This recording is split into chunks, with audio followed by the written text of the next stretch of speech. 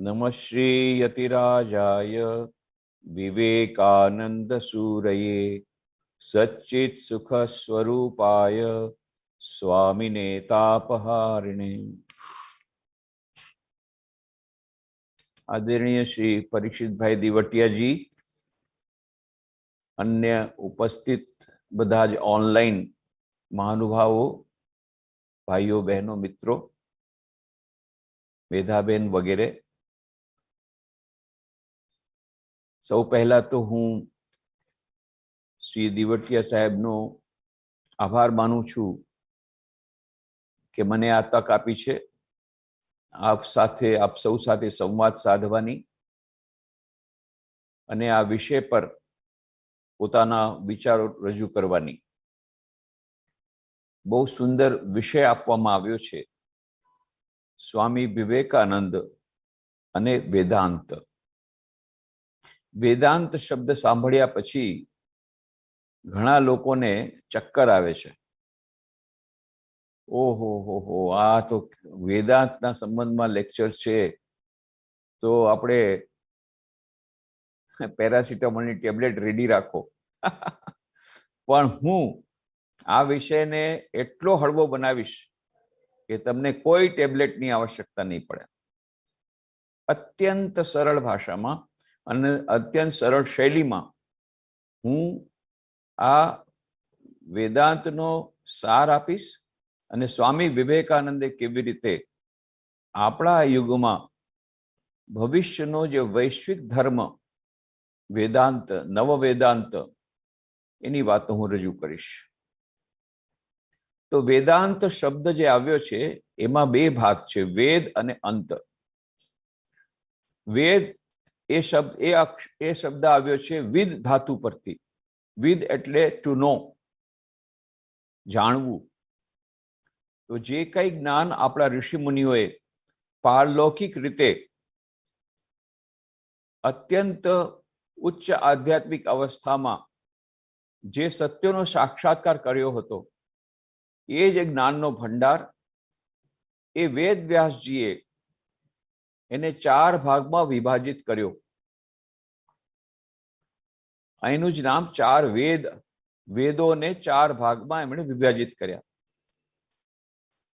અને આ 4 વેદોના અંતમાં એ વેદોમાં ઘણું બધું જ્ઞાન છે. દરેકે દરેક વિષયનું જ્ઞાન છે.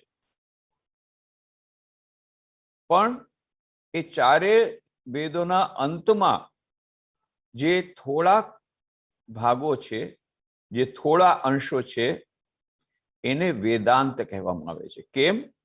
એમાં દર્શનની વાતો છે, એમાં મનુષ્યના સ્વરૂપની વાતો છે, એમાં સત્યના સાક્ષાત્કારની વાતો છે, જે સૌથી વધારે મહત્વની વાત છે. એટલે વેદ અને વેદાંતમાં અંતર શું છે? વેદ એ જ્ઞાનનો મોટો ભંડાર છે, જેમાં ઘણા વિષયોનું જ્ઞાન આપવામાં આવ્યું છે. પરંતુ વેદાંત છે એ વેદના જે અંતભાગ જે છે, જે આજે અથવા તો હંમેશા મનુષ્ય માટે ખૂબ મહત્વનો ભાગ છે, દર્શનશાસ્ત્રની દૃષ્ટિથી, જીવન જીવવાની કળાની દૃષ્ટિથી, અને એનું નામ વેદાંત છે. અને વેદાંતને ઉપનિષદ તરીકે પણ આપણે ઓળખીએ છીએ કે જે કંઈ જ્ઞાન છે, ઉપનિષદ, જે ગુરુના સાનિધ્યમાં પ્રાપ્ત કરેલું જે જ્ઞાન, એને ઉપનિષદ. આ બધું જ જ્ઞાન ઉમના સાનિધ્યમાં પ્રાપ્ત થતું, એટલે એનું નામ ઉપનિષદ આપવામાં આવ્યું એ વેદાંતના જ્ઞાનને. અને એવા ઘણા બધા ઉપનિષદો છે, જેમાંથી 108 ઉપનિષદો એ વધારે મહત્વના છે. અને એમાંથી પણ થોડાક ઉપનિષદો જે વધારે મહત્વના છે, જેના પર આદિ શંકરાચાર્યજીએ અને બીજા જે આપણા આચાર્યશ્રીઓએ જેના પર ભાષ્ય લખ્યા છે, ટીકા લખી છે. હવે આ વેદાંત એટલે કે ઉપનિષદ, એ ઉપનિષદોનો સારાંશ આપવામાં આવ્યો છે શ્રીમદ ભગવદ્ ગીતામાં. એટલે જ આપણે વાંચ્યું હશે ભગવદ્ ગીતાના મહાત્મ્યના શ્લોકોમાં એક શ્લોક આવે છે, સર્વોપનિષદો ગાવો દોગ્ધા ગોપાલ નંદન પાર્થો વત્સ સુધીર ભોક્તા દુગ્ધમ ગીતા મૃતમ મહત. સર્વોપનિષદો ગાવો, જેટલા ઉપનિષદ છે ગાવો, એ બધી ગાયો છે. અને એ ગાયોમાંથી ગાયોને દૂધ દોહનારો એ કોણ છે? બીજો કોણ હોઈ શકે? સર્વોપનિષદો ગાવો દોગ્ધા ગોપાલ નંદન. અરે ગોપાલ નંદન જે છે, નંદનો જે ગોપાલ એટલે નંદ એટલે શ્રી કૃષ્ણ, એ તો ગોવાળીઓ જ તો સારી રીતે ગાયોનું દોહન કરી શકે. સર્વોપનિષદો ગાવો દોગ્ધા ગોપાલ નંદન પાર્થો વત્સ. પાર્થો વત્સ, વાછરડું શું છે? પાર્થ એટલે કે અર્જુન. ગાય ક્યારે એમનેમ દૂધ ના આપે, સામે વાછરડું હોય તો દૂધ આપે. ગાંધીજી શા માટે દૂધ બંધ કર્યું? કે ભાઈ આ તો વાછરડા માટેનું દૂધ છે અને આપણે લઈએ છીએ તો ચોરી કહેવાય. જો કે પછી વાત અલગ છે કે એમણે બકરીનું દૂધ લીધું, બકરીનું દૂધ પણ એના માટે જ છે, પણ એ એમણે કોમ્પ્રોમાઇઝ કર્યો પછી જે હોય તે. પણ વાછરડાને સામે રાખે ત્યારે ગાય દૂધ આપે. તો આવી જ રીતે એ પાર્થ એટલે કે અર્જુન એ છે વાછરડું. પાર્થો વત્સ સુધીર ભોક્તા દુગ્ધમ ગીતા અમૃતમ મહત. અને આ પાન કરવા વાળા કોણ છે? આપણે બધા છીએ, જે આ ઉપનિષદના અમૃત રૂપી દુગ્ધનું આપણે પાન કરીએ છીએ. આપણે બધા ધન્ય છીએ. તો આ ભગવદ્ ગીતામાં ઉપનિષદોનો આખો સાર આપવામાં આવ્યો છે. એટલે જ દરેક અધ્યાયના અંતમાં આપણે જોઈએ છે શું ઉપનિષદ શું? બ્રહ્મ વિદ્યાયામ યોગ શાસ્ત્રે શ્રી કૃષ્ણાન સંવાદે અમુક અધ્યાયો. પ્રથમો અધ્યાય અર્જુન વિષાદ યોગો પ્રથમોધ્યાય. તો એમાં છેલ્લે સૌથી છેલ્લે પ્રત્યેક અધ્યાયના અંતમાં એ કહેવામાં આવ્યું છે કે આ ઉપનિષદનો એક ભાગ છે. તો સમસ્ત વેદોનો સાર ઉપનિષદમાં મળે છે, વેદાંતમાં મળે છે. વેદાંતનો ઉપનિષદનો સાર ભગવદ્ ગીતામાં મળે છે. અને ભગવદ્ ગીતાને સમજવા માટે સૌથી શ્રેષ્ઠ પુસ્તકો છે સ્વામી વિવેકાનંદ. આધુનિક માનવ માટે આજની ભાષામાં આજના માનવ માટે આજની શૈલી પ્રમાણે સ્વામી વિવેકાનંદજી અત્યંત સરળતાપૂર્વક આ વેદાંતના દર્શનને, અને એમણે તો કહ્યું છે વેદાંત માત્ર દર્શન નથી, એ જીવન જીવવાની શૈલી છે. It's an art of living. Vedanta is an art of living. તો એ જીવન જીવવાની શૈલી છે. માત્ર દર્શન આપણે એને દર્શન શાસ્ત્ર સુધી એને લિમિટ ન કરીએ કે વાતચીત કરવા માટેનું વેદાંત એક સાધન છે, વાદ વિવાદ માટેનું એક વેદાંત એક સાધન છે. નહીં, જીવવા માટેનું વેદાંત દર્શન એને પચાવવું પડે. ત્યારે જ આપણને આ દૂધ આપણે માની લો જોયું હોય તો દૂધ જોવાથી કઈ અંતર પડતું નથી, દૂધને પીવું પડશે. ઉપનિષદને જોવાથી કે એની વાતો કરવાથી કઈ નહીં મળે, એને આપણે જીવનમાં ઉતારવું પડશે તો આપણે હૃષ્ટપુષ્ટ થઈ શકશું. દૂધ પીવાથી જ હૃષ્ટપુષ્ટ થઈ શકશું. એમ વેદાંતના જ્ઞાનને પોતાના જીવનમાં આચરણમાં લાવશું તો જ આપણે એમાંથી લાભ મેળવી શકીશું. તો સ્વામી વિવેકાનંદનું જે દૃષ્ટિકોણ છે એ છે વેદાંત એક દર્શન નથી, વેદાંત એક જીવન જીવવાની શૈલી છે. અને આવતા ભવિષ્યના કાળમાં એ વેદાંતનો ધર્મ જ એ જ વૈશ્વિક ધર્મ બની રહેશે. કેમ? આ વેદાંતના ધર્મમાં નાત જાતના કોઈ વાળા નથી. ગમે તે નાતનો, ગમે તે જાતનો, ગમે તે દેશનો, ગમે તે પ્રોફેશનનો, પુરુષ હોય, સ્ત્રી હોય, બાળક હોય, વૃદ્ધ હોય, ગરીબ હોય, તવંગર હોય, ઉચ્ચ વર્ણ, દરેકે દરેક માટે એ દરેકે દરેક આ વેદાંતનું દર્શનનું પાલન કરી પોતાનું જીવન આગળ વધારી શકે છે, પોતાનું જીવન ધન્ય કરી શકે છે. અને જે વેદાંતનું ઉદ્દેશ્ય છે સચ્ચિત આનંદને પુનઃ પ્રાપ્ત કરવું, પ્રાપ્ત નથી કરવાનું, એને પ્રકટ કરવાનું છે, દિવ્યતાને પ્રકટ કરવાની છે. તો એ વેદાંતની વાત સ્વામી વિવેકાનંદજી કરે છે. અને સ્વામી વિવેકાનંદ વેદાંતના જે કંઈ પ્રવચનો આપે એમાંથી આપણને શું મળે છે? વેદાંત એટલે શું? વેદાંતને સમરાઇઝ કરવું હોય માત્ર બે સિદ્ધાંતો યાદ રાખવાના છે. One, the divinity of the soul. Second, solidarity of the whole universe. Number 1, આત્માની દિવ્યતા, divinity of the soul. ઉપનિષદોમાં, વેદાંતમાં કહેવામાં આવ્યું છે કે મનુષ્ય is not only body mind complex. એ માત્ર શરીર અને મનનો એક મેળ નથી. એની અંદર એક દિવ્ય આત્મા છે. આ એનું મૂળ સ્વરૂપ છે, સાચું સ્વરૂપ છે. સચ્ચિત આનંદ સ્વરૂપ આત્મા એ એનું મૂળ સ્વરૂપ છે. કોનું? દરેકે દરેક મનુષ્યનું, irrespective of caste, creed, color, religion, nationality. કઠોપનિષદમાં કહ્યું શું? એષ સર્વેષુ ભૂતેષુ ગુણો આત્મા ન પ્રકાશતે દૃશ્યતે ત્વગ્રયા બુદ્ધ્યા સૂક્ષ્મયા સૂક્ષ્મદર્શિભિ. એષ સર્વેષુ ભૂતેષુ. શું કહ્યું? સર્વેષુ ભૂતેષુ, પ્રત્યેક મનુષ્યના હૃદયમાં.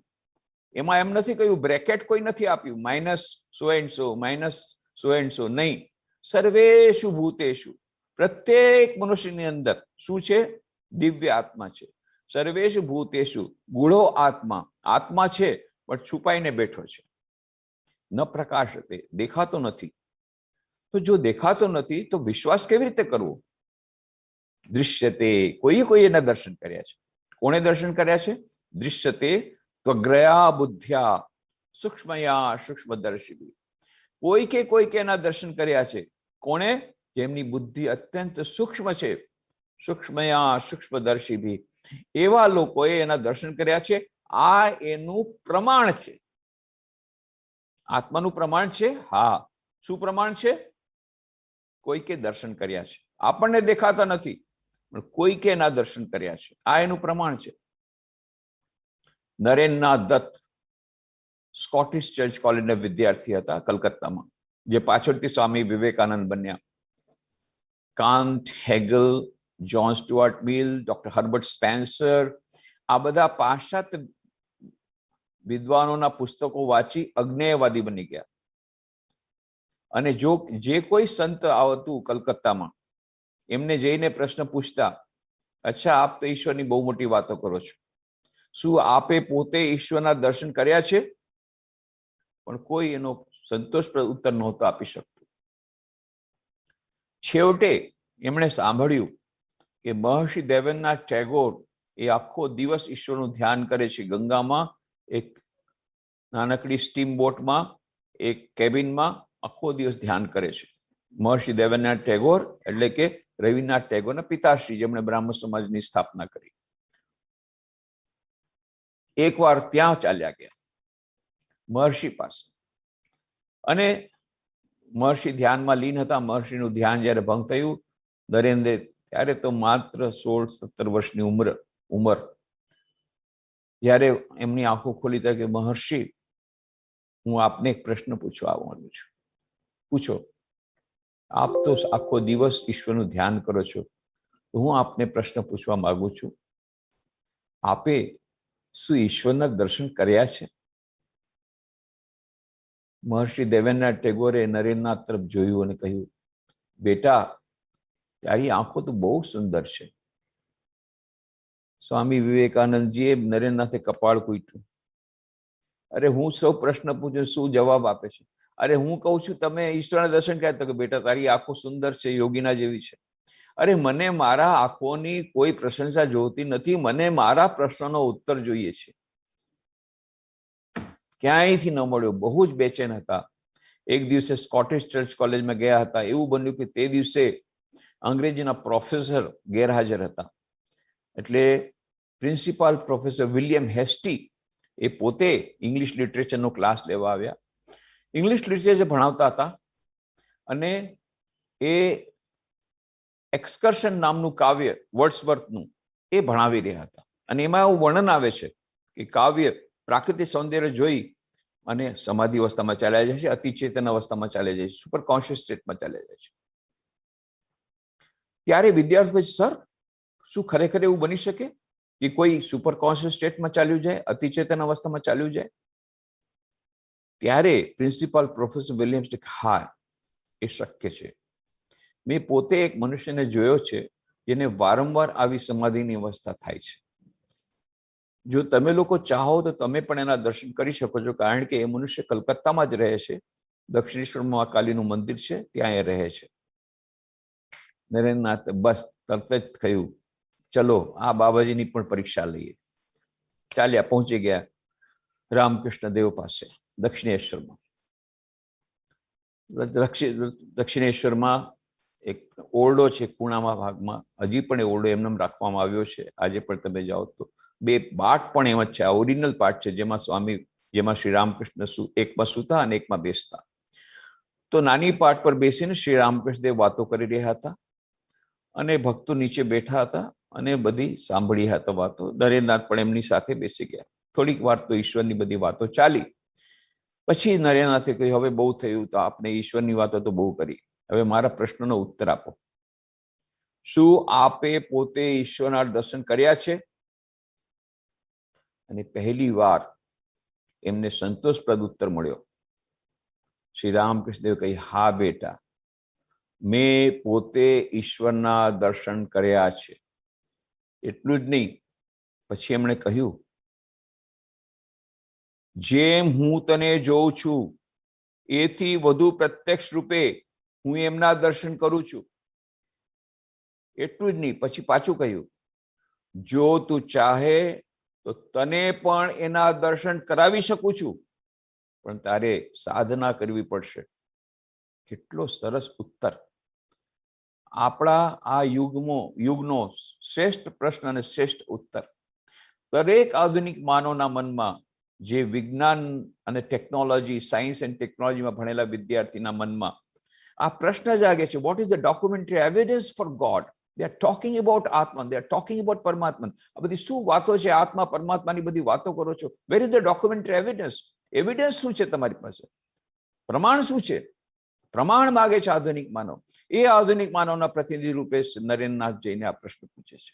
Most important question of the modern age. અને એનો ઉત્તર પ્રાચીન ઋષિઓના પ્રતીક રૂપે શ્રી રામકૃષ્ણ દેવના પ્રતિનિધિ રૂપે શ્રી રામકૃષ્ણ દેવ ઉત્તર આપે છે. શું કહે છે? હા બેટા, મેં પોતે ઈશ્વરના દર્શન કર્યા છે. This is the science of religion. Science શું કહે છે? H2 + O2 = H2O. Hydrogen oxygen gas મળીને પાણી બનશે. અરે, અમે નથી માનતા. હાઇડ્રોજન ગેસ છે, ઓક્સિજન ગેસ છે, પાણી કેવી રીતે બને? અરે ભાઈ, એમાં માનવાની વાત નથી. તમે લેબોરેટરીમાં આવો, હાઇડ્રોલિક પ્રોસેસ કરો, તમને પછી પાણી ન મળે, પછી તમે અમને કહેજો. એક્સપેરિમેન્ટ કરીને પછી કહો ને કે ભાઈ હાઇડ્રોલિક પ્રોસેસ કરીને પછી કહો કે ના, અમે નથી માનતા. પહેલા જ તમે કહો છો અમે નથી માનતા. એવી રીતે શ્રી રામકૃષ્ણ દેવ કહે છે, મેં પોતે દર્શન કર્યા છે. તું ચાહે તો તને પણ એના દર્શન કરાવી શકીશ, પણ લેબોરેટરીમાં આવવું પડશે, પ્રયોગશાળામાં આવવું પડશે, સાધના રૂપી પ્રયોગશાળામાં આવવું પડશે. અને નરેન્દ્રનાથે ચેલેન્જ એક્સેપ્ટ કરી લીધી, બિલકુલ એક્સેપ્ટ કરી. યસ, મારે દર્શન કરવા જ છે, મારે રિયાલિટી જોઈએ, મારે સત્યનો સાક્ષાત્કાર કરવો છે આ મનુષ્ય જીવનમાં. અને એમણે સાધના કરી અને ખરેખર કાશીપુર ઉદ્યાન બગીચામાં એમને નિર્વિકલ્પ સમાધિની અનુભૂતિ થઈ, ઈશ્વરના સાક્ષાત્કાર થયો. એટલા માટે, કારણ કે એમને પોતાને સાક્ષાત્કાર થયો હતો સ્વામી વિવેકાનંદને, એટલા માટે શિકાગો વિશ્વધર્મની સભામાં ઈસવીસન 1893માં એકદમ પોતાની અનુભૂતિથી કહી શક્યા હતા, શ્વેતા શ્વેત ઉપનિષદની વાત, શૃણવંતુ વિશ્વે અમૃતસ્ય પુત્રાઃ આયે ધામાની દિવ્યાની તસ્તુ વેદાહમેતમ પુરુષમ મહાંતમ આદિત્યવર્ણમ તમસ પરસ્તાત તમેવ વિદિત્વા અતિમૃત્યુમેતિ નાન્ય પંથા વિદિતેનાય. બે પરમ પુરુષને જોઈ લીધા છે, જેને જોયા બાદ બધા દુઃખોથી નિવૃત્તિ થઈ જાય છે. પોતાની અનુભૂતિના બળ પર બોલી શક્યા હતા. અને પછી ત્યાં એમણે શિકાગો ધર્મસભામાં કહ્યું, હે અમેરિકાવાસી ભાઈઓ અને બહેનો, હું પણ તમને આ નામથી સંબોધન કરવા માંગુ છું, ye the children of immortal bliss, holy and perfect beings, ye denoted on us sinners, it is a sin to call a man so. It is a standing liable on human nature. Come up, alliance, and shake up the delusion that we are sheep. Your soul's immortal, spirits free, blessed and eternal. You are not matter, you are not bodies. Matter is a servant, not ye the servant of matter. ઓ સિંહો, આ મિથ્યા ભ્રમને ખંખીને ફેંકી દો કે તમે ઘેટા છો. તમે ઘેટા નથી, તમે તો સિંહ છો. તમે અજરમાર આત્મા છો. અમૃતસ્ય પુત્રા, તમે અમૃતના સંતાન છો. અક્ષર સુખના ભાગીદાર છો. મનુષ્યને પાપી કહેવું એ સૌથી મોટી ભૂલ છે. વેદાંત ક્યારેય પાપનો સ્વીકાર કરતો નથી. વેદાંત ભૂલનો સ્વીકાર કરે છે. અને સૌથી મોટી ભૂલ તો તમે ક્યારે કહો છો કે જ્યારે તમે કહો છો હું પાપી છું, દુર્બળ છું, નિર્બળ છું. નહીં નહીં નહીં, તમે પાપી નથી. તમે શું છો? You are divine. તમે તો અમૃતના સંતાનો છો. હા, સ્વામીજી સંદેશો આપ્યો, એનાથી એ લોકોને એટલી મનમાં શાંતિ મળી. અને આ 3.5 વર્ષો સુધી સ્વામીજીને ત્યાં રોકાઈ જવું પડ્યું અમેરિકામાં. અને પછી હા, એમણે બીડું જ પાડ્યું. આ વેદાંતનો સંદેશો પ્રચાર શરૂ કર્યો. You are divine, you are divine. તમે દિવ્ય છો, તમે દિવ્ય છો. એકવાર એક અમેરિકન મહિલા ઊભી થઈ ગઈ અને કહ્યું, Swami, you are trying to hypnotise us, always telling you are divine, you are divine, you are divine. Swamiji, તમે અમને હિપ્નોટાઇઝ કરી રહ્યા છો. હંમેશા તમે કહો છો તમે દિવ્ય છો, તમે દિવ્ય છો, તમે દિવ્ય છો. સ્વામીજીએ તરત જ જવાબ આપ્યો, madam, I am not trying to hypnotize you. I am trying to de-hypnotize you. Because you are already hypnotized. Always telling, I am a sinner, I am a sinner, I am a sinner. તમે તો પહેલેથી hypnotize થઈ ગયા છો. હું પાપી છું, હું પાપી છું, પાપી છું. I am trying to de-hypnotize you. Why? Because you are divine, that is the first truth. You are divine, that is the second truth. You are divine, that is the last truth. There is no truth greater than this. તમે દિવ્ય છો, તમે દિવ્ય છો, તમે દિવ્ય છો. એ જ અંતિમ સત્ય છે. આજે માનો કે નહીં માનો, આવતીકાલે માનવું પડશે કે દરેક મનુષ્યની અંદર એ દિવ્યતા સુસુપ્તપણે રહેલી છે. You have to accept it. ઓ સિંહો, હા મિથ્યા ભ્રમને ખંખેરીને ફેંકી દો કે તમે ઘેટા છો. આજે આ વાણી સ્વામી વિવેકાનંદની, આ શ્વેતાશ્વેત પર આધારિત એમની આ વાણી કેટલી મહત્વની છે. આજે જ્યારે કોરોના વાયરસના પેન્ડેમિકમાંથી કેટલા બધા લોકો ટેન્શનમાં છે, કેટલા પ્રકારના ઇકોનોમિક સ્લોડાઉન, આ સમસ્યા, તે સમસ્યા, માનસિક તણાવ, બધી જગ્યાએ મેન્ટલ ટેન્શન, ટેન્શન, ટેન્શન. એટલે જ અમે શ્રી રામકૃષ્ણ જ્યોતનો અત્યારનો અંક અમે તણાવ મુક્તિ વિશેષાંક બહાર પાડ્યો છે. 1 તારીખે બહાર પડશે આ વખતે, દિવાળી અંક અમારો. બધા ટેન્શનમાં છે. ત્યારે સ્વામી વિવેકાનંદની આ વાણી, ઓ સિંહો, આ મિથ્યા ભ્રમને ખંખીને ફેંકી દો કે તમે ઘેટા છો. તમે સિંહ છો, તમે ધર્મ આત્મા છો. તમારામાં દરેક આત્માની અનંત શક્તિ છે. બહુ સુંદર વાર્તા કહેતા સ્વામીજી ત્યાં અમેરિકામાં. એક સિંહણ હતી, જંગલમાંથી જતી હતી અને ઘેટાના દળને પાર કરવા માટે જ્યારે છલાંગ લગાવ્યો, એ ત્યારે ગર્ભવતી હતી. એના પેટમાં નાનું બચ્ચું પડી ગયું ઘેટાના દળમાં, અને સિંહણ પેલી પાર જઈને મરી ગઈ. હવે શું થાય? આ સિંહણનું નાનકડું બચ્ચું રડવા માંડી ગયું. તો ઘેટાની માને દયા આવી ગઈ. ઘેટાની માએ લાલન પાલન શરૂ કર્યું. હવે આ સિંહણનું બચ્ચું ઘેટા સાથે જવા માંડ્યું, ઘેટા સાથે રમવા માંડી ગયું, ઘેટા સાથે ઘાસ ખાવા માંડી ગયું અને ઘેટાની જેમ બે બે કરવા માંડી ગયું. ઘણા વખત પછી એક મોટો સિંહ આવ્યો, જોયું દોર રસ્તા પરથી કેટલા બધા ઘેટા જાય છે બે બે બે કરતા. એની પાછળ એક નાનકડો સિંહ જાય છે, એ પણ બે બે કરે છે. હા, કોઈ પણ સિંહને એને બે બે કરતા સાંભળ્યો નહોતો. એટલે નજીક આવે તો બધા ઘેટા એટલા બધા ગભરાઈ ગયા, બે બે બે કરીને બધા ભાગવા માંડી ગયા. એ નાનકડો સિંહ એ પણ ભાગવા માંડી ગયો બે બે કરીને. મોટા સિંહ પકડી દે, તું ક્યાં જાય છે? અરે એ લોકો ઘેટા છે એટલે મારાથી ડરે છે, પણ તું તો સિંહ છો મારી જેમ, તું મારાથી કેમ ડરે છે?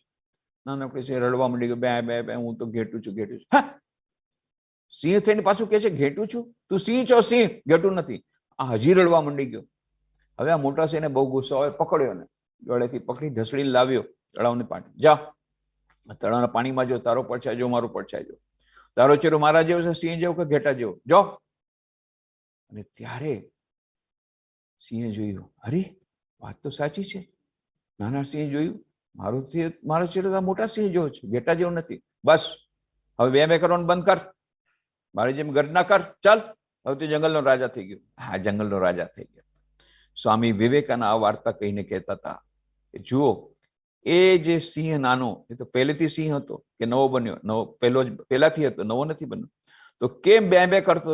ભૂલી ગયો હતો કે હું સિંહ છું. સ્વામી વિવેકાનંદ કે બસ આ જ વાત છે. આપણે બધા કહીએ છીએ હું દુર્બળ છું, નિર્બળ છું, પાપી છું, રડીએ છીએ, અને હું દુઃખી છું. શા માટે?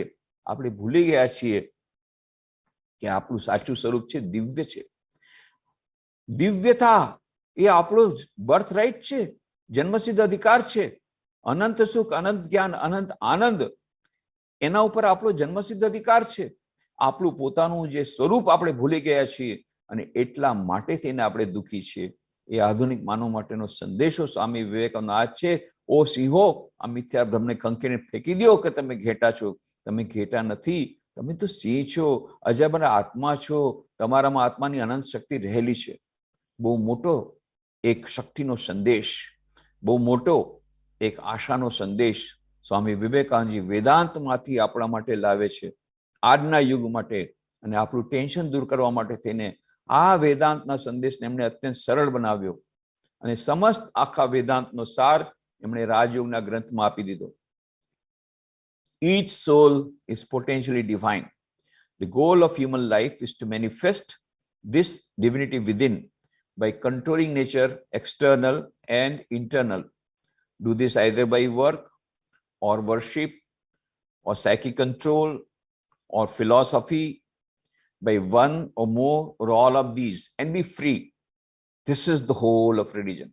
Doctrines, dogmas, rituals, temples, churches, mosques are but secondary details.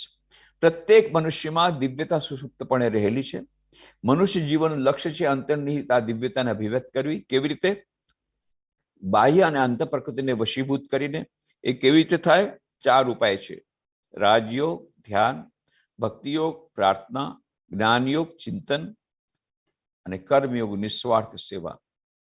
આ ચારેય યોગોનો સમન્વય, ચારેય યોગો, each and every yoga is independently capable of leading you to the ultimate reality. Swamiji કહ્યું, દરેક યોગ આપને લઈ જઈ શકે છે એ પરમ સત્ય તરફ.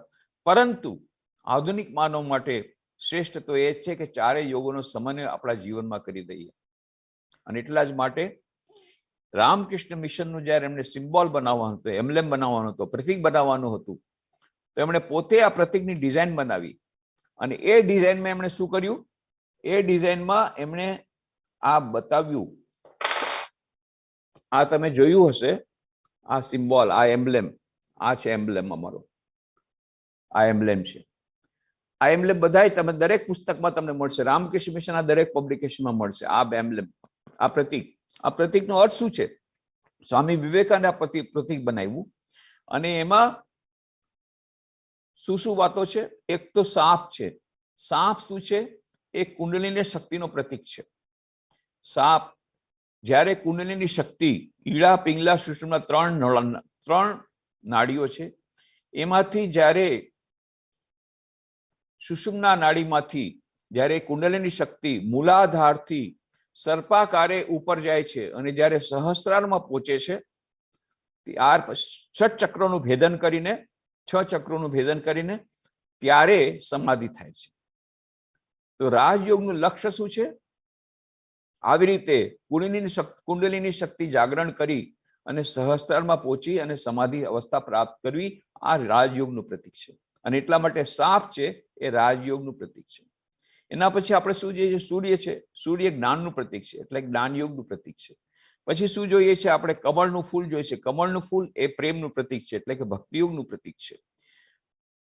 પછી આપણે શું જોઈએ છે? જળની લહેરો છે, એ કર્મની લહેરો છે, એટલે કર્મયોગનું પ્રતીક છે. અને વચ્ચે શું છે? હંસ છે. જે હંસ છે એ પરમહંસ, એટલે કે પરમાત્માનું પ્રતીક છે. અને નીચે શું લખ્યું છે?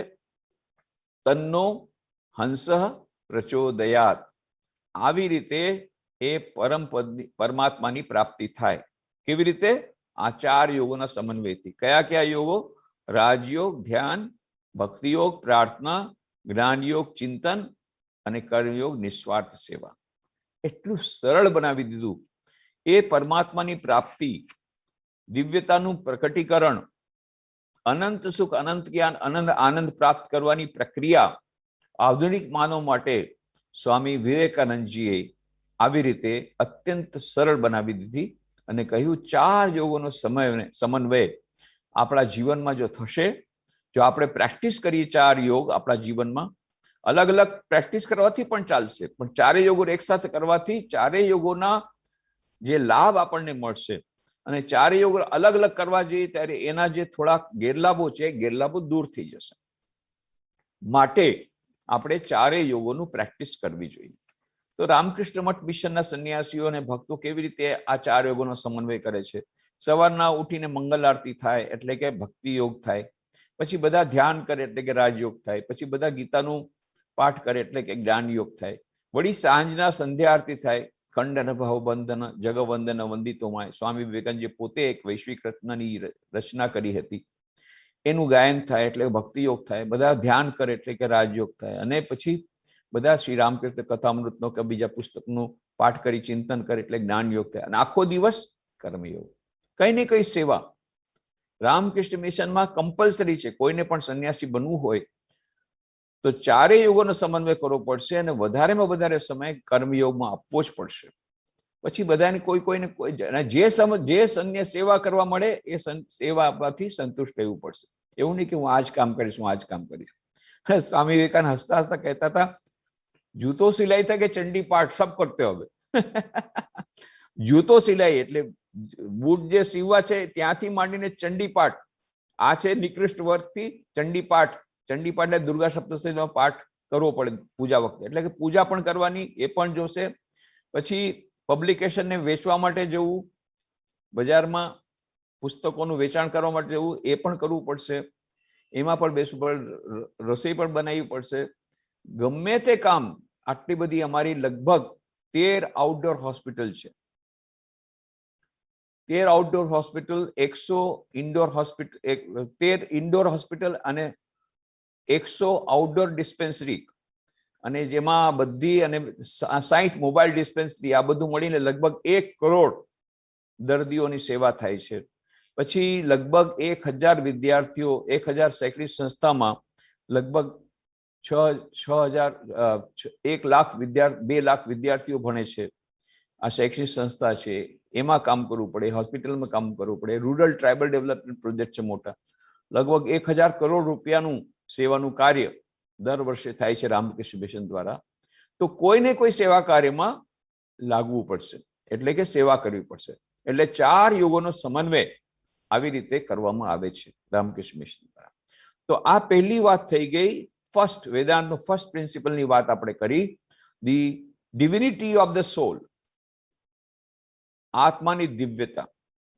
બીજું આવે છે, બીજો સિદ્ધાંત છે solidarity of the whole universe. Solidarity of the whole universe એટલે કે જે બ્રહ્મ છે એ ચારે તરફ વ્યાપક છે. સર્વમ ખલુ ઇદમ બ્રહ્મ, એ બ્રહ્મ ચારે તરફ વ્યાપ્ત છે. ઈશાવાસ્યમિદમ સર્વમ યત્કિંચ જગત્યામ જગત તેન તક્તેન ભૂંજી થા મા ગૃદકસ્ય સિદ્ધનમ. એ ઈશ્વર ઓતપ્રોત છે, સમસ્ત વિશ્વમાં ઓતપ્રોત છે. ઈશ્વર સમસ્ત વિશ્વમાં ઓતપ્રોત છે, અને આ ટ્રસ્ટીશીપનું મેનેજમેન્ટ એમાં કહેવામાં આવ્યું, એની જ વાત કરવામાં આવી. ઈશાવાસ્યમિદમ સર્વમ યત્કિંચ જગત્યામ જગત તેન ત્યક્તેન ભુંજીથા મા અગ્રદકસ્ય સિદ્ધમ. Enjoy this word. How? By renunciation. અરે હું જો રિનન્સિએશન કરી દઈશ, હું જો ત્યાગ કરી દઈશ તો ભોગવીશ કેવી રીતે? તમારે વસ્તુનો ભોગ ત્યાગ નથી કરવાનો. કોનો ત્યાગ કરવાનો છે? પોતાની પ્રોપ્રાઇટરશિપનો ત્યાગ કરવાનો છે, અહંકારનો ત્યાગ કરવાનો છે, સ્વાર્થ પરાયણતાનો ત્યાગ કરવાનો છે. એનું જ નામ ટ્રસ્ટીશિપ મેનેજમેન્ટ. તો આવી રીતે તમારે ધનનો ત્યાગ નથી કરવાનો, ધનનો સદુપયોગ કરવાનો છે. તમે એન્જોય કરો, બટ બાય રિનન્સિએશન, ત્યાગ દ્વારા ભોગવો. આ એક મહાન સિદ્ધાંત પણ આપેલો છે ઈશાવાસ્ય વિષય ઉપનિષદમાં, પણ એને આપણે ભૂલી ગયા હતા. આપણે જે ઇમાનન્ટ બ્રહ્મની વાત જ ભૂલી ગયા હતા.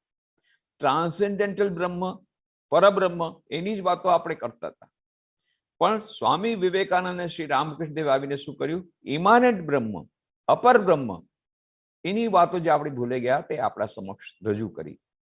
સોલિડિટી ઓફ ધ હોલ યુનિવર્સ, સમસ્ત વિશ્વમાં એક જ ચૈતન્ય તત્વ વ્યાપ્ત છે. એ જે વાત આપણે ભૂલી ગયા તે જ કરાવી. સ્વામી વિવેકાનંદ પૂછવામાં આવે, તમે નવી વાત શું કરી? વેદાંતની જે વાત છે, વેદાંતનો સંદેશો, એ જ તો તમે કહ્યો છે જગતને. તમારો નવો સંદેશો શું છે? વાત સાચી છે, મારો સંદેશો માત્ર વેદાંતનો જ સંદેશો છે. પણ એક જ વાત છે, આ વેદાંતના સંદેશને આપણે ભૂલી ગયા હતા. આદિ શંકરાચાર્ય આવીને એનો ઉદ્ધાર કર્યો. પરંતુ આદિ શંકરાચાર્ય એ વેદાંતને વનોમાં રાખી ગયા હતા, આશ્રમોમાં રાખી ગયા હતા, ગિરિકંદરામાં રાખી ગયા હતા. મારો જન્મ થયો છે, વનના આ વેદાંતને ઘરે ઘરે લઈ જાઓ, લેબોરેટરીમાં લઈ જાઓ, કારખાનામાં લઈ જાઓ, વેપાર ધંધામાં લઈ જાઓ, ઓફિસીસમાં લઈ જાઓ, કાર્યાલયમાં લઈ જાઓ, યુદ્ધ ક્ષેત્રમાં લઈ જાઓ. દરેકે દરેક જગ્યાએ એ જ પરબ્રહ્મ પરમાત્મા રહેલા છે. કણ કણમાં એ જ ઈશ્વર રહેલા છે. આ જે solidity of the whole universe, અપર બ્રહ્મની વાત જે આપણે ભૂલી ગયા હતા, એને ફરી પાછું આપણા સમાજ માટે જે અત્યંત આવશ્યક છે, એના માટે તેને મારો જન્મ થયો છે, એના માટે તેને મારો આવિર્ભાવ થયો. એના માટે આપણે જોઈએ છીએ સ્વામી વિવેકાનંદ એને નામ આપ્યું નિયો વેદાંતા, નવ વેદાંતા. નવ વેદાંત શું છે? એમાં વેદાંતના દર્શનનું કોઈ એવું નથી કે વેદાંતના દર્શનને બદલી દેવામાં આવ્યું છે, નહીં. પણ વેદાંતના દર્શનને આજના યુગ માટે થઈને વધારે એ ગ્રહણીય બનાવ્યું છે. કેવી રીતે? જે બીજો જે છે એનો જો વેદાંતનો સંદેશ, સોલિડિટી ઓફ ધ હોલ યુનિવર્સ, એ સમસ્ત વિશ્વમાં એક જ પરમ સત્ય વ્યાપ્ત છે. આજે મોડર્ન સાયન્સ, આધુનિક વિજ્ઞાન પણ એણે પણ આ પુરવાર કર્યું. એ વેદાંતના સિદ્ધાંતને આધુનિક વિજ્ઞાને પુરવાર કર્યું છે. Yes, it is a holistic universe. Bell's theorem states all the particles of the whole universe are interconnected at a deeper level. Bell's theorem શું કહે છે? દરેકે દરેક કણ કણ એ છે એકબીજા સાથે સંકળાયેલો છે. ડેવિડ બોમ્બ, એ જે નોબેલ પ્રાઇઝ ફિઝિસિસ્ટ હતા, એમણે પુરવાર કર્યું. Yes, Bell's theorem is right. The whole universe, it is a holistic universe. The whole universe is interconnected at a deeper level. એમણે પુરવાર કર્યું. અને એટલા જ માટે Schrodinger, Erwin Schrodinger, a Nobel Prize winner, શું કહે છે? Consciousness is a singular of which the plural is unknown. ચૈતન્ય તત્વ એ એકમાં જ થઈ શકે, એનું બીજું કોઈ રૂપ ન હોઈ શકે. It's one. Consciousness is a singular of which the plural is unknown. સમસ્ત વિશ્વમાં એક જ પરમ ચૈતન્ય તત્વ વિરાજમાન છે. Now what follows? સિસ્ટર નિવેદિતાએ બહુ સુંદર વાતો કરી. Complete works of Swami Vivekananda. Swami Vivekananda આખો સંદેશો complete works of Swami Vivekananda 9 ભાગમાં છે. અંગ્રેજીમાં, ગુજરાતીમાં 12 ભાગ છે, પણ હવે 9 ભાગ નવા જે થયા છે, અમે પણ 9 ભાગ જ નીકાળ્યા છે ને. જે લેટેસ્ટ એડિશન છે એમાં 9 ભાગ છે. અને complete works of Swami Vivekananda English પણ 9 ભાગ છે, 9 વોલ્યુમ્સ. એમાં ઇન્ટ્રોડક્શનમાં સિસ્ટર નિવેદિતાએ બહુ સુંદર વાત કરી. એકવાર નિવેદિતાએ સ્વામી વિવેકાનંદ પૂછ્યું હતું, is it true that according to Buddha one is unreal and many real, and according to Hinduism the one is real and many unreal? શું આ વાત સાચી છે કે હિન્દુ ધર્મ એમ કહે છે કે બ્રહ્મ સત્ય, જગત મિથ્યા?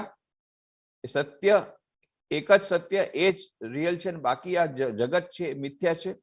અને ભગવાન બુદ્ધ કહે છે ના, એક નથી, એ મિથ્યા છે, આ જે દેખાય છે એ જ સત્ય છે. સ્વામી વિવેકાનંદ વાત સાચી છે. અને હું અને શ્રી રામકૃષ્ણ આવ્યા છે to add, I and Sri Ramakrishna have come to add that one and many are the same reality seen from different angles with different perspectives. A one and the many, આજે એક અને જે જગત તમને જુએ છો, જે પરમ ચૈતન્ય તત્વ અને આ જગત, એ એક જ પરમ સત્ય છે, બે નથી. અને આની અનુભૂતિ, first hand experience Swami Vivekananda હિમાલયમાં થયો હતો. હિમાલયમાં જ્યારે તપસ્યા કરવા ગયા, સ્વામી અખંડાનંદજી મહારાજ સાથે જતા હતા. અલ્મોડા પહોંચતા પહેલા એક સ્થાન આવે છે, નામ છે કાકરી ઘાટ.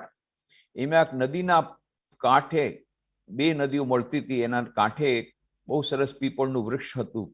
અને પીપળના વૃક્ષ નીચે સ્વામીજી બહુ રમણીય દૃશ્ય છે, મને અહીંયા ધ્યાન કરવાની ઈચ્છા થાય છે. ગંગાધરને કીધું, ગંગાધર મહારાજ, અખંડાનંદજી મહારાજ, એટલે ત્યાં ધ્યાન કરવા બેસી ગયા. એ ઊંડા ધ્યાનમાં મગ્ન રહ્યા ઘણા વખત સુધી. અને પછી ધ્યાનમાંથી આવ્યા ત્યારે એમણે અખંડાનંદજી મહારાજને કહ્યું, અરે આજે મને એટલું સરસ ધ્યાન લાગી ગયું, આજે મને મારા જીવનની એક બહુ મોટી એક ઉપલબ્ધિ થઈ. I had one of the greatest experiences of my life. મને અનુભૂતિ થઈ, મારા જીવનની સૌથી મોટી અનુભૂતિ થઈ. શું અનુભૂતિ થઈ? I found out that microcosm and macrocosm are built on the same plane. આ એમની અનુભૂતિની વાત છે. એમણે ઉપનિષદની પણ આ વાત છે જ કે જે બ્રહ્માંડમાં છે એ જ પિંડમાં છે, જે વ્યક્તિની અંદર છે એ જ વિશ્વમાં છે. સચરાચર જગતમાં એક જ પરમ સત્ય ત્યાં સચરાચર જગતમાં વ્યાપ્ત છે. સર્વમ ખલુ ઇદમ બ્રહ્મ ઈશાવાસ્યમ ઇદમ સર્વમ. પણ સ્વામી વિવેકાનંદની ફર્સ્ટ એક્સપિરિયન્સ મળ્યું અને એટલા માટે એમણે આ જે એકત્વની અનુભૂતિનું એમણે વખાણ કર્યું. એટલા માટે સિસ્ટર એ રીતે કહે, this is the realisation which makes Vivekananda a great preacher of karma, not as divorced from, but as expressing Gyan and Bhakti. To him, the workshop, the farmyard, the laboratory are as true fits and scenes of meeting God with men at the door of a temple or the cell of a monk. No difference henceforth between sacred and secular. To work is to worship, to labor is to pray, to renounce is to conquer. એક નવું જ દર્શન સ્વામી વિવેકાનંદ આપે છે, જેને તમે નવ વેદાંત કહો કે શું કહે છે, પણ એ નવી વાત નથી. આપણે ભૂલી ગયા હતા. ઉપનિષદોમાં બધું આપેલું છે. અપર બ્રહ્મની વાત, not only the parabrahma, પરંતુ અપર બ્રહ્મ, not only the transcendental Brahman, but the immanent Brahman, જેની વાત આપણે બોલી, એ વાત સ્વામી વિવેકાનંદ કરે છે કે એક જ એ પરમ બ્રહ્મ સચરાચર જગતમાં વ્યાપ્ત છે. અને જો એમ સાચું હોય કે એક જ રિયાલિટી બધી જગ્યાએ છે, તો not only all modes of worship but all modes of work become worship. તો બધી જ પ્રકારની પૂજા જ પૂજા ફક્ત નથી, દરેક પ્રકારનું કાર્ય પણ પૂજા બની જાય. કેમ? જ્યારે હું કોઈ મનુષ્યને હું સેવા કરું છું તો હું મનુષ્યની સેવા કરું છું, પણ મનુષ્યમાં રહેલા ઈશ્વરની સેવા કરું છું, આઈ એમ વર્શિપિંગ. Then I and he are the same. There's no difference. It is the same reality between him and me. There's no difference. અને એટલા માટે સ્વામી વિવેકાનંદે પોતાના ગુરુભાઈ કે અત્યાર સુધી તમે મંત્રો સાંભળ્યા હતા, માતૃદેવો ભવ, પિતૃદેવો ભવ, આચાર્ય દેવો ભવ, અતિથિ દેવો ભવ. હું તમને હવે વધારાના કુછ મંત્રો આપું છું જે આજના યુગ માટે બહુ મહત્વના છે. એ શું છે? દરિદ્ર દેવો ભવ, રોગી દેવો ભવ. રોગીનારાયણની સેવા કરો, દરિદ્રનારાયણની સેવા કરો. અને એ પછી પોતે ફક્ત બોલીને નહીં ગયા. રામકૃષ્ણ મિશન એક ડેમોન્સ્ટ્રેશન મોડેલ એમણે રાખ્યું. આજે હમણાં જ મેં વાત કરી 1000 કરોડ રૂપિયાનું જે સેવા કાર્ય થાય છે, it is four A demonstration model. આખા વિશ્વમાં આટલા બધા દુઃખોની, આટલા બધા સેવા કરવાની આવશ્યકતા છે, એમાં આ તો સાગરમાં ટીપું છે. But it is not the social work that we are doing. પણ આ એક નવો એક એંગલ કે શિવ જ્ઞાનથી જીવ સેવા, જે શ્રી રામકૃષ્ણ દેવે કહ્યું હતું, એને મૂર્ત સ્વરૂપ આપવા માટે સ્વામી વિવેકાનંદે વાત કરી અને એક નવો મંત્ર આપ્યો, આત્મનો મોક્ષાર્થમ જગત હિતાય છે. અત્યાર સુધી બધા સંન્યાસોનો એક માત્ર ઉદ્દેશ હતો, આત્મનો મોક્ષાર્થમ. એમણે નવું ઉમેર્યું, જગત હિતાય છે. હા, આત્મનો મોક્ષાર્થમ is our goal, surely. A divinity, manifest in the divinity is our goal, surely. But how? Not by going to forest. જંગલમાં જઈને નહીં. કેવી રીતે? જગતમાં રહીને, સંસારમાં રહીને બધા લોકોની સેવા કરતા કરતા ઈશ્વરની પ્રાપ્તિ કરવી. આ નવો માર્ગ સ્વામી વિવેકાનંદે આધુનિક માનવ માટે રાખ્યો. સમસ્ત વિશ્વમાં ધીરે ધીરે ધીરે બધાને આ વેદાંતને સ્વીકાર કરવો પડશે. there is no doubt about it, because that is the only religion. Vedanta દર્શન એક એવું એક એવી દર્શન પણ ન કહીએ, અને વેદાંત એક શૈલી છે જે બધાએ અપનાવી શકે છે. અને અત્યારે આપણે ગ્લોબલાઇઝેશનની વાતો કરીએ છીએ, વૈશ્વિકરણની વાતો કરીએ છીએ, અને આપણે એમ કહીએ છીએ it is a global village. આખું વિશ્વ એક ગ્રામ બની ગયું છે. Because of the communication technology, the world has been united as never before. Communication technology કારણે આખું વિશ્વ એક બની ગયું છે. It has become A global village. અને આ વૈશ્વિકરણના યુગમાં એ જ ફિલોસોફી કામ કરશે કે જે વૈશ્વિકરણની વાત કરે, વૈશ્વિકતાની કામ કરે, વૈશ્વિકતાની વાત કરે, જેમાં નાત જાતના કોઈ વાળાબંધી ન હોય, કોઈ જાતના પુરુષ કે સ્ત્રીના ભેદભાવ કે નાત ઉચ્ચ વર્ણ કે નિમ્ન વર્ણના ભેદભાવ કે પૈસાવાળા અને નિમ્ન અને ગરીબોની વચ્ચેનો ભેદ, કોઈ જાતના ભેદભાવની જેમાં વાત ન હોય, માત્ર મનુષ્ય મનુષ્ય મનુષ્ય, એક મનુષ્યને, મનુષ્યમાં રહેલા આત્માને, જે દિવ્ય આત્માને પ્રકટ કરવાની વાત જેમાં હોય, અને જેમાં પ્રત્યેક મનુષ્યમાં અંદરેલા દિવ્ય આત્માની સેવા કરવાની વાત કરવાનો હોય, irrespective of caste, creed, colour, religion, nationality, એવી જેમાં વાત હોય, એ જ ધર્મ, જેને આપણે સ્વામી વિવેકાનંદે નવું નામ આપ્યું વ્યાવહારિક Vedanta, practical Vedanta. A practical Vedanta is the most practical Vedanta is the most practical thing for the time to come. કદાચ અત્યારે આપણે એનું મહત્વ નથી સમજી શકતા, પણ ધીરે ધીરે ધીરે સમસ્ત વિશ્વને એ પ્રેક્ટિકલ વેદાંતા, એ વ્યાવહારિક વેદાંત સ્વીકારવું પડશે. જો મનમાં શાંતિ જોઈતી હશે, જો ટેન્શનમાંથી બહાર આવવું હશે, જો જીવન, જો આ સંસારમાં વિષમતાઓ, આટલી બધી વિષમતાઓ છે, ગરીબો અને પૈસાવાળા વચ્ચે, ઉચ્ચ વર્ણ વચ્ચે, નિમ્ન વર્ણ, આ બધી વિષમતાઓ, આ બધી જાતના ક્લેશોને દૂર કરવા હશે, એક માત્ર ઉપાય છે Vedanta. Only one and one solution. એક રામબાણ દવા બધા રોગોનો એકમાત્ર ઇલાજ એ સ્વામી વિવેકાનંદ આધુનિક માનવ માટે આપ્યો છે. અત્યંત સંક્ષેપમાં મેં આ બધું જીસ્ટ આપવાનો પ્રયત્ન કર્યો છે. છેલ્લી વાત કરી, હું મારી વાત આટોપું છું. શ્રી માં શારદા દેવી શ્રી રામકૃષ્ણ દેવના પત્ની હતા. સ્વામી વિવેકાનંદના ગુરુ શ્રી રામકૃષ્ણ દેવના ધર્મપત્ની માં શારદા દેવી, જેમની પૂજા શ્રી રામકૃષ્ણ દેવે પોતે કરી હતી ષોડશોપચાર દ્વારા. ષોડશી પૂજાને દિવસે જેમને સાક્ષાત જગદંબા માનતા પોતે, જોકે એમના પત્ની હતા, ધર્મપત્ની હતા, પણ ક્યારેય એમણે પતિ પત્નીનો સંબંધ એ લોકો પાડ્યો નહોતો. શ્રી રામકૃષ્ણ એમને સાક્ષાત જગદંબા માનતા અને મા શારદાદેવી એમને સાક્ષાત ઈશ્વર માનતા. આવો અદ્ભુત દાંપત્ય જીવન હતું. એ શ્રી મા શારદા દેવી 21 જુલાઈ 1920 ના રોજ એમણે મહાપ્રયાણ કર્યું. એના 2 દિવસ પહેલાની વાત છે. અન્નપૂર્ણાની માં દરવાજા પાસે રડતી હતી કે માં તમે ચાલ્યા જશો, મારું શું થશે? માં શારદાએ કહ્યું, બેટા, શ્રી રામકૃષ્ણ દેવ તમને જોશે. અને પછી એમણે જે વાત કરી, આજના યુગ માટે બહુ જ મૂલ્યવાન વાત એમણે વાત કરી. આ છેલ્લું વાક્ય છે. આના પછી માં શારદાદેવી કંઈ બોલ્યા નથી. શું બોલ્યા? બેટી, જો શાંતિ જોઈતી હોય, જો શાંતિ જોઈતી હોય તો કોઈના દોષ જોઈશો નહીં. કેટલી મોટી વાત! દોષ જ્યારે પણ અશાંતિ આવે છે, તમે એનાલાઇઝ કરીને જો, બીકોઝ આપણે કોઈનો દોષ જોઈએ છે, આને આમ કર્યું, આને આમ કર્યું, આને આમ કર્યું, મને આમથી, મને જ કેમ આમથી. આ બધો દોષ દોષ દોષ દોષ, કાં ભાગ્યમાં દોષ જોઈએ, કાં ઈશ્વરમાં દોષ જોઈએ, કાં ફલાણા વ્યક્તિમાં દોષ જોઈએ, એનાથી જ આપણા મનમાં અશાંતિ આવે છે. જો શાંતિ જોઈતી હોય તો કોઈનો દોષ જોઈશો નહીં. અને પછી પાછું ઉમેર્યું, પણ દોષ જોવામાં મને બહુ આનંદ આવે. તો માં પાછું ઉમેર્યું, જો દોષ જોવા જ હોય, બહુ આનંદ આવતો, તો પોતાનામાં જુઓ. એટલા બધા દોષો મળશે કે બીજાના દોષ જોવાનો સમય નહીં મળે. કબીર કહે છે, બુરા જો દેખન મેં ચલા, બુરા ના મિલા કોઈ, જો દિલ અપના દેખા, મુझसे બુરા ના કોઈ. પોતાનામાં જ એટલા બધા દોષ છે, એ બધા છોડીને ક્યાં બીજે જોવા જાઓ છો? માં શારદાદેવી કહે છે, કોઈના દોષ જોશો નહીં. જો શાંતિ જોઈતી હોય તો, ન શાંતિ જોઈતી હોય તો બહુ દોષ જુઓ, ખૂબ જુઓ, કાંઈ વાંધો નહીં. પેપરમાં તો દોષ જ દોષ છે. પહેલા પાનાથી છેલ્લા પાના સુધી દોષ જ દોષ છે ન્યૂઝપેપરમાં.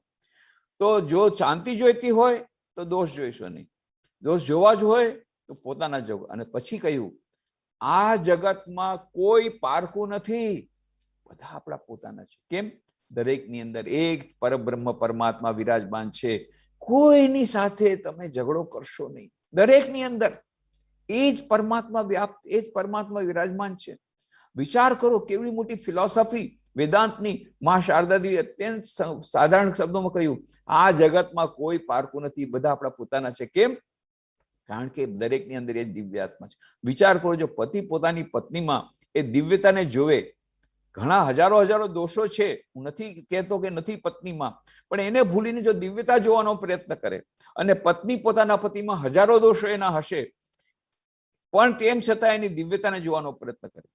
માતા પિતા બાળકોમાં હજારો દોષો હોવા છતાં એનામાં દિવ્યતાને જોવાનો પ્રયત્ન કરે, અને બાળકો પોતાના માતા પિતામાં એ દિવ્યતાને જોવાનો પ્રયત્ન કરે. શિક્ષક પોતાના વિદ્યાર્થીઓમાં એ દિવ્યતાને જોવાનો પ્રયત્ન કરે, અને બાળકો વિદ્યાર્થીઓ પોતાના ગુરુઓમાં, પોતાના શિક્ષકોમાં એ દિવ્યતાને જોવાનો પ્રયત્ન કરે.